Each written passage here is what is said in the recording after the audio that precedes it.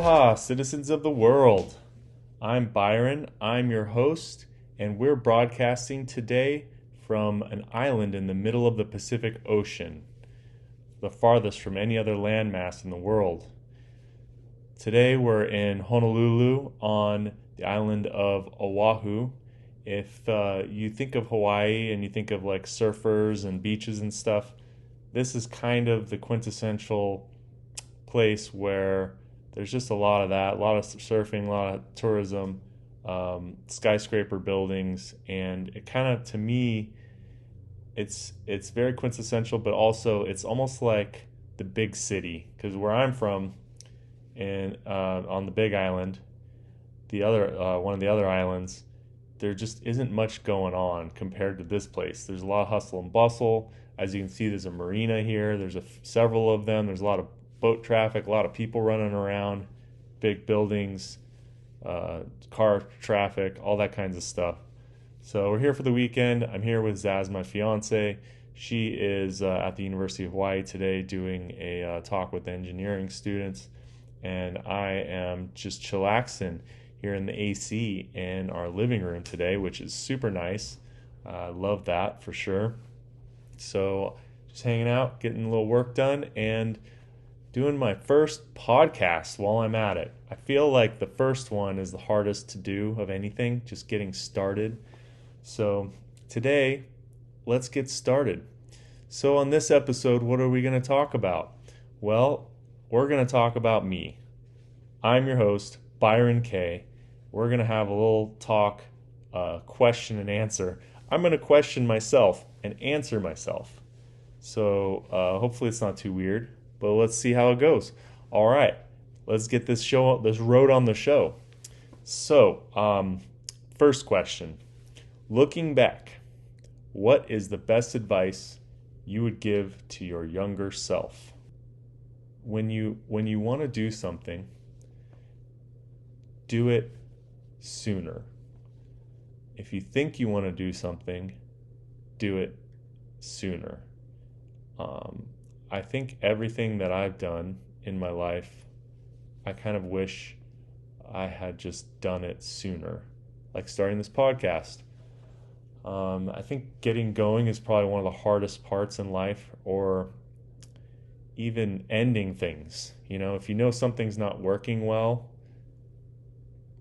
and you just don't want to go through the pain of ending it, I think just doing it sooner is probably better.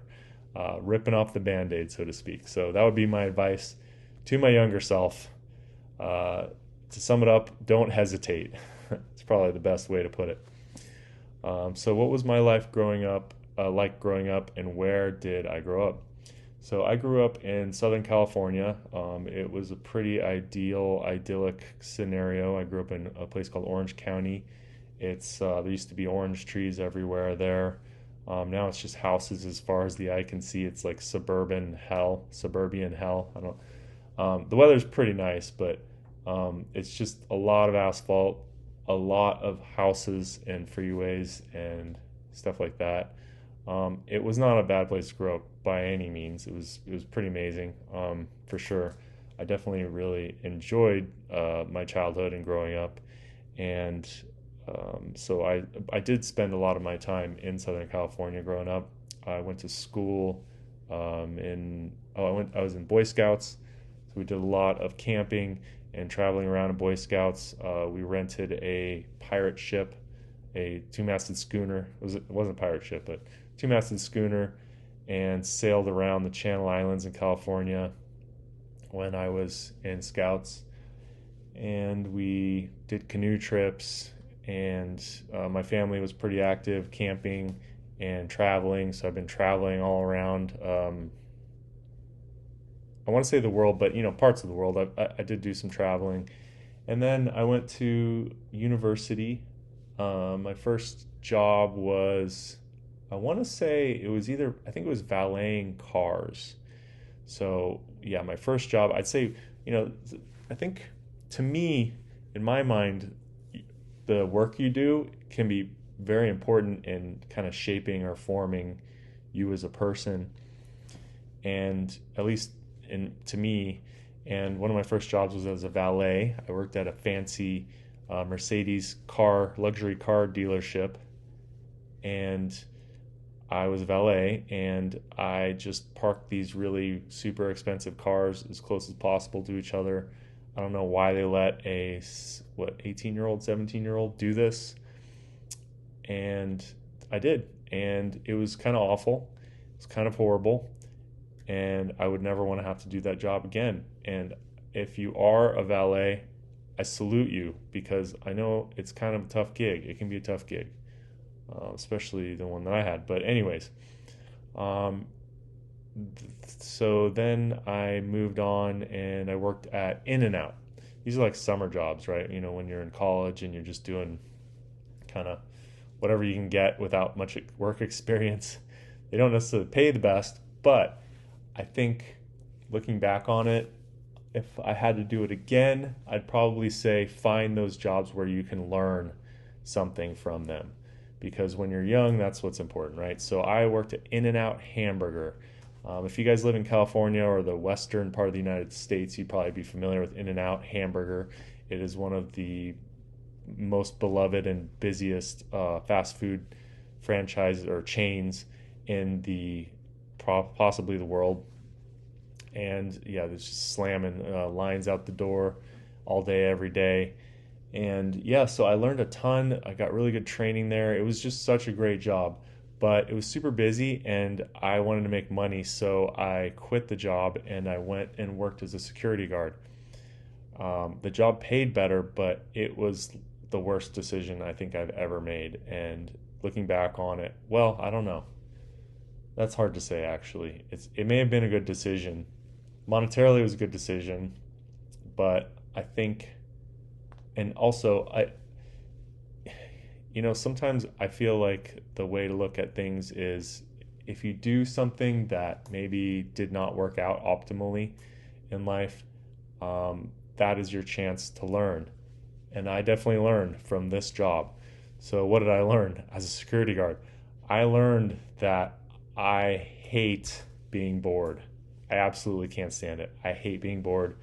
I need to be busy at work or just in life. Unless I'm chilling on the bed watching TV or something, I need to have something to occupy me. I think many of us are that way. It wasn't for me. So I learned a lot. Definitely would not work that kind of gig again. But yeah, anyway, so I had a lot of random varied jobs. I went to university. I studied biology. Why did I study biology? Well, I think I wanted to be a marine biologist at the time.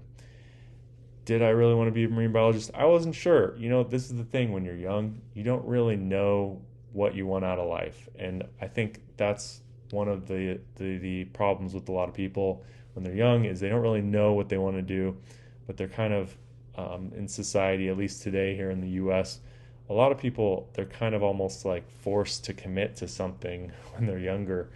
And university, I feel like, is a pretty big commitment as far as monetarily and time-wise. I mean, it's 4 years or more. A lot of people spend more, and a lot of money, especially these days. And I feel like if I had to do it again, I think I would have preferred to just work more. But anyways, I studied biology, focused on marine science, graduated, and I followed my girlfriend to Washington, D.C., and was looking for marine biology jobs out there. I didn't find anything. Ended up working as a server at a restaurant and at a Barnes & Noble booksellers, which was awesome. All the books there, I really enjoyed that aspect of the job, and I learned a lot as a server at a seafood restaurant. So that's as close to marine as I got. But yeah, I learned actually quite a bit in that job as well as far as selling is concerned. And so that was really good experience for me. But I decided that Washington, D.C. wasn't for me. I really liked the outdoors, and I ended up moving back to L.A., worked at my aunt's veterinary clinic. I thought I wanted to be a veterinarian. I learned that I did not want to be a veterinarian working inside with sick animals all day. Then I worked at a dive shop because I really wanted to teach scuba, and that's what I wanted to do. I decided that, right? So I did that. I taught scuba for maybe 8 months, 8 months or so, something like that. 10 months, something like that. I certified 50 something people, and I wanted more out of the job. I wanted more money, and I just wasn't super satisfied. I think where I was, and I thought I wanted to work more in marine science, like in the academic stuff, field direction. And then I learned that that was not, later I learned that that was not what I wanted to do, but I thought I did. So anyway, so I went to my boss, asked for more money, and my boss fired me. So I got fired. That was fun. And so then I went and I worked as a marine science consultant, as a consultant for a consulting company, as a grunt. We worked at a nuclear power plant, and I worked some other places, but they were like overnight jobs where you'd work from 6 in the evening to 6 in the morning. That was fun. And I'd sit in front of a microscope for 8 hours as well. So yeah, anyways, did that, and then I decided that I did not want to be a marine biology consultant or work in marine science. So I started, and I think I kind of got an idea that I wanted to do more business related stuff. So what did I do? I started my own business, and I started a company that basically took vegetable oil, and it's the stuff you use, oil basically, the stuff you use to cook with, cooking oil, and I turned it into an alternative fuel. But it's not really it wasn't biodiesel. I just take the straight vegetable oil, and we would filter it and resell it as fuel for people's cars.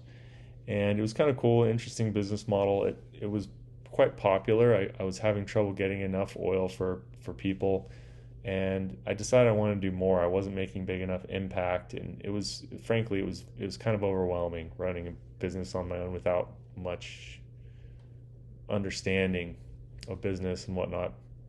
So I ended up getting a job in Kona, Hawaii, on the big island of Hawaii, volcano in the middle of the Pacific Ocean. And I worked researching growing algae oil for biofuel. So growing oil with unicellular algae organisms is boring science crap. You guys don't care. Anyways, so I tried to do that, and the project didn't work out. We worked with Shell Oil, and it was this huge project. They spent a pile of money in a very short amount of time. I think it was 3 years, 3-year project. And when it ended, they laid almost the entire workforce off, and I didn't have a job. I was unemployed, and I took full advantage of being unemployed. It was great. And then I got another job growing algae at an abalone farm there on the big island of Hawaii, and that was eye-opening. I think it was a flawed business model. I think if they're still running, they're probably still not making money, but that's okay. Um, they grow abalone, and well, it's not okay. That was my contention with that business. I didn't like that business because it was not successful. So I it was just frustrating to work in a business that was not working. It's probably the best way to put it. So what did I do? I decided I wanted to start my own business, and I kind of was searching around looking for things, and this opportunity came up to buy a dive company. So I bought a dive company, and the company is called Kona Honu Divers, and currently I am running that company, Kona Honu Divers, here in Kona, Hawaii. I bought it in 2015, and I've been running it since then. In the meantime, I started a freediving company or freediving brand called Kona Freedivers, and that is still going, and much smaller, but still going. And then I also took over another company with two business partners called Kona Snorkel Trips, and that one is still going as well. So all my three businesses are doing really well, and I'm very happy with where I've gotten with them. And so, yeah, that's kind of where I'm at today. I'm running my businesses mostly from my house. At this point, I live nearby them all, but yeah, I kind of run them remotely for the most part. I pop in every now and then, but they're going pretty good. And so, yeah, I wanted to refocus my efforts. So now I'm focusing on this project, How to Start a Country. This is kind of something that I've been wanting to do for a long time. When did you figure out what you wanted to do professionally? So I figured out that I had this personality for business, I guess, when I really wanted to start and run my own business, I guess. So probably back when I was doing the marine biology consulting thing, and I realized that, oh, this isn't for me, and I started running a business, and I kind of realized that I was enjoying that, and that could be a successful thing for me. That's when I really realized that, oh, hey, you might be good at this. You should probably do more of this. So I think for a lot of people, if you just learn about your personality, that can help guide you when you're younger in life. So if I had to look back on it, I would have tried to figure out what my personality was like earlier and what I was good at. And that's something you can always you also kind of learn as you get older. But like looking back, I think if I had to tell somebody else, give them advice, like figure out what your personality is, and then you can kind of figure out what your role is in life and what you can do to help other people and be successful or happy in your life. When did I get traction with my career? I'd say I got traction. I bought the businesses, and I think I started to get my traction when I started learning about business, and then when I really found the right recipe for how to run my businesses and whatnot. That's when I really started gaining a lot of traction and making a lot of headway. What was the highest high and the lowest low of my career? Well, I would say the highest high probably when my businesses started really kind of working on their own, producing and making, producing happy customers. And when they started winning awards, for example, like my dive company won the award for the best dive operation in the Pacific Ocean with Scuba Diving Magazine the first time a few years ago. So stuff like that just kind of gives you external proof that what you're doing is making an impact and people appreciate it, So that's probably one of the highest highs. Lowest low, I'd say, was probably getting fired from the dive shop. What did I learn most from this experience? From the low. So from the low, I'd say I learned. Well, they came back and they asked me to come back and work again a year later. So they must not have hated me that much. I did actually talk to the owner, and the owner said that after he had a few more employees, he realized how good I was, how great I was. So I think, okay, this is what I learned. I know. So I think the person who was managing me, the owner, was not very good at management. And what I learned was that you need to find people that you work well with. I think that's really important, no matter what it is you do, whether it's in marriage, in work, in play, or in family even. Ideally you have people that you can really communicate well with. And I think what I learned is that communication is very important when it comes to work or any other aspect of life. So yeah. Okay, what projects are you working on? I am working on my companies, just improving them, making things better, making things safer, making the websites better. Just a number of things like that. Also, I just recently came across machine learning, and I'm using it, implementing it on my websites, and I've had a lot of success with that. And so I'm trying to share the love or share the information or about how this is a great new technology that can help a lot of people who have like e-commerce or websites that sell things online or that try to uh, uh, influence users online, essentially. So those are things that I've been working on. Another thing in my personal life is just getting married. So I have my fiance Zaz, who you will probably meet here soon, and she and I are getting married coming up here. So we're making plans all around that, and that's kind of a little bit of project that I'm working on. And then also I'm working on how to start a country. So that little thing, that's my other project, and that's what I'm talking to you about today. What are a few of your daily habits that you believe have allowed you to achieve success?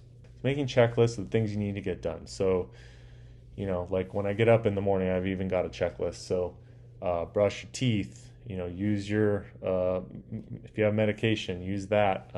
Put, your cream on, floss your teeth, feed the cat, stuff like that. That's like personal.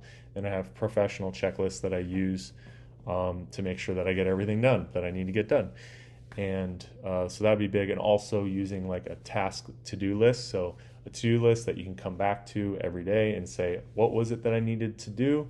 Oh yeah, that thing. And you just focus and try to get those things done and move the needle or nudge or try to improve just a little bit every single day. And if you can improve just a little bit every single day, then years later or months later or years later, you're going to have a massive amount of improvement over time. So yeah, that's what I would say has helped me achieve the things that I want to achieve. And that's what I would consider success is having a goal and then reaching it. No matter what the goal is, that's kind of my marker for success. Who is the mentor that has made the biggest impact on my career? I haven't had somebody that I've worked really close with that has really helped me with my career per se. I'd say that I've kind of met random people, but I've been kind of guiding my career for the most part. I'd say that books were probably one of the biggest things that has really helped me find the way to think about life and the way forward and how paradigms for how to operate, how to think about the world and whatnot. So I'd say books are really, really important, informative for me. Books like Think and Grow Rich by Napoleon Hill, books like How to Win Friends and Influence People by Dale Carnegie was big, impactful thing on me when I was in college. Books like Siddhartha by Herman Hesse that teaches you about the moderation in life and different, how to not be too extreme in how you behave. So many others. I can list them maybe in the show notes. And also other mentor would be my business coach. I've had two business coaches. My first one was good. She was fine, but I just didn't feel like I was really getting the juice. So I got another business coach. He's a big podcaster. I just resonated with a lot of the things, business advice he was giving. So I signed up, and one of his coaches has been helping me for a long time now, and he is amazing. He's a young guy, 25 now. His name's Andrew, and he's really great. And he's a crazy successful for his age. He's a beast. He gets up early in the morning. He works really hard. He's kind of my hero, even though he's only 25. It's kind of amazing. So I'd say he's made a big impact on me and my career and helping me achieve the things that I want to achieve. Also, I'd say I really like Ray Dalio. I don't know if you guys are familiar with Ray Dalio. He is a hedge fund billionaire. He has the largest hedge fund in the world. It's called Bridgewater. And they manage money for very large organizations like pension funds and stuff. Super boring stuff. But anyways, he wrote some books, and I think his books are very influential on me and the things he talks about. And they're very important for people to learn the things that he talks about and understand. Some of it's kind of more into my field of interest. I'm more interested in investing and boring crap like that. economics and stuff like that. But the more important stuff that he talks about is personality and forming principles for your life, and then living by those principles or using those principles as a way to operate in your life. So as you live, you learn all of the good things about the world and all the bad things about the world, and how you can best use these kind of dictums or ways about the world that the commonalities. You'll notice trends in the world, and the trend kind of helps you.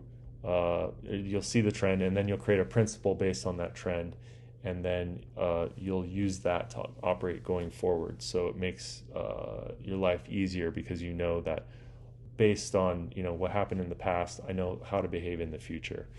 And also personality, learning your personality, I think is really important. So I'll include my personality here in my bio. I think personality is in the bio. But basically, I think it's really important for people to know their personality, because that tells you how you are different from others in the world. And if you know how you're different from others in the world, then you know how to interact with them. You know how you come off to other people. You know how they come off to you based on their personalities and your personality. And it kind of informs you like what your role can be in the world. There's some people are entertainers, some people are more introvert, but they're very analytical. There's just all kinds of different personalities, and it's really important to know yours, because it kind of helps you know your place and in the world. Yeah, I'd say Ray Dalio is one of my kind of people that I look up to as a really interesting and cool human being.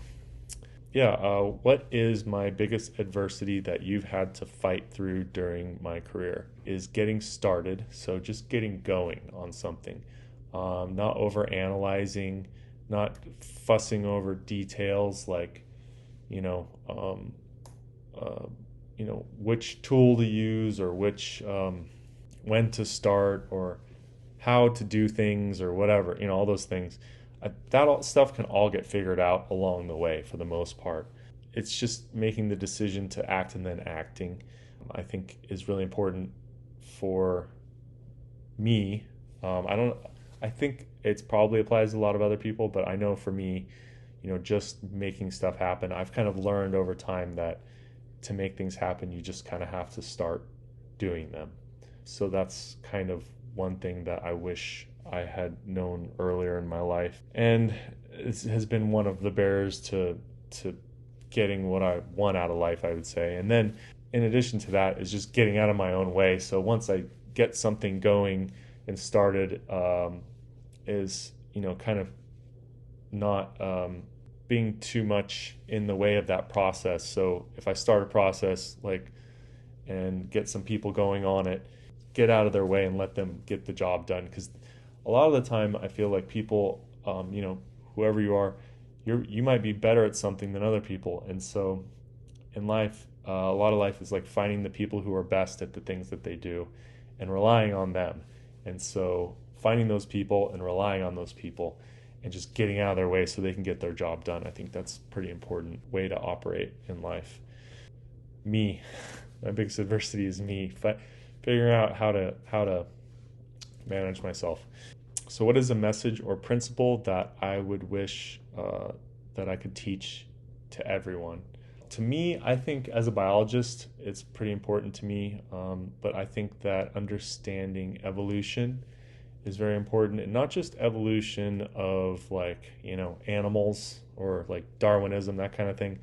That's not what I mean at all by evolution. I think evolution is one of these really powerful kind of forces. It's almost like physics, where you have a rock, and over time the rock gets worn down into a shape. And it may not be the perfect analogy, but I think that's what happens with the world is, people get pushed in directions, things happen in certain ways for certain reasons. And I think recognizing that, allowing those processes to shape the way that you live your life or make your decisions, can really improve and inform and help you make better decisions and help the world work more smoothly, more efficiently, and just in a all around better way for everybody. So I think that people need to understand that evolution is a very strong, very powerful force that really cannot be stopped. It's going to happen whether you want it to or not. We just need to learn how can we harness it. How can we use this force that's going to happen anyway? How can we harness it? How can we help it along? And how can we evolve effectively so that we can go along with this thing that's already happening in the way that it's already happening? So that's my best answer for that one. What is a principle or concept that you teach people most that very few people actually ever apply? Is time. I think that concept is the concept that's most important in regards to time, is that time is very valuable. If you value your life, then you should value your time, because your life has a finite amount of time. And so if you really value your life, depending on how much you value it, you should value the time that you have in that life. And expounding upon that, a lot of people will kind of allow the world around them to dictate what they do with their time. So, something comes up, something comes along, and suddenly they're changing their behavior or what they do or what they focus on, because that thing has influenced them and refocused them on that, and now they're spending their time and their attention on that thing. But the thing may not really be important, or it may not bring them joy or help them achieve their whatever it is they're trying to achieve, or do whatever it is that they want to get out of life. So I think really valuing your time means saying no to some things. It means spending time with people that you love. It means, there's so many different ways you can spend your time, and you have you have a certain amount of that time. So you really need to figure out, okay, how do I take that limited resource and use it in the best way possible? And I think that's one thing that I think people should really consider when they make decisions in their life. And this is a small decision. It's not saying yes to some engagement or some saying yes or no to your friend's party, or it's the small things. It's whether to watch the news or not every day. Do you want to spend your time watching the news? Do you need to watch the news? Is that going to help you achieve your goals? Do you, when you get up in the morning, do you want to spend your time, whatever it is that, that grabs your attention, is that really what you want to do with that time that you have? So, yeah, I think that's pretty important. That wraps up the first episode of How to Start a Country Podcast. I'm Byron Kay. I am your host. And as a favor, I would really appreciate it if you enjoyed this episode, or didn't. Even more importantly, I believe in evolution. If you didn't enjoy this podcast, if you feel like I need to evolve away or in a different direction, please, I implore you, leave a review and leave whatever stars you think this podcast warrants. And more importantly, 5 stars is great, but it doesn't teach me anything. So if you leave 5 stars, I totally appreciate it. Thank you. But tell me why you like it. Or tell me, if you leave 1 star, tell me why you don't like it. Because I need to know these things. Because if I don't know, then I am not going to change. I'm not going to evolve. I'm going to keep doing the same thing over and over. So I would really appreciate that. On to the next episode, folks. Thank you so much for leaving your review. And I will see you, hopefully, or you can hear me, hopefully, in the next one. Aloha.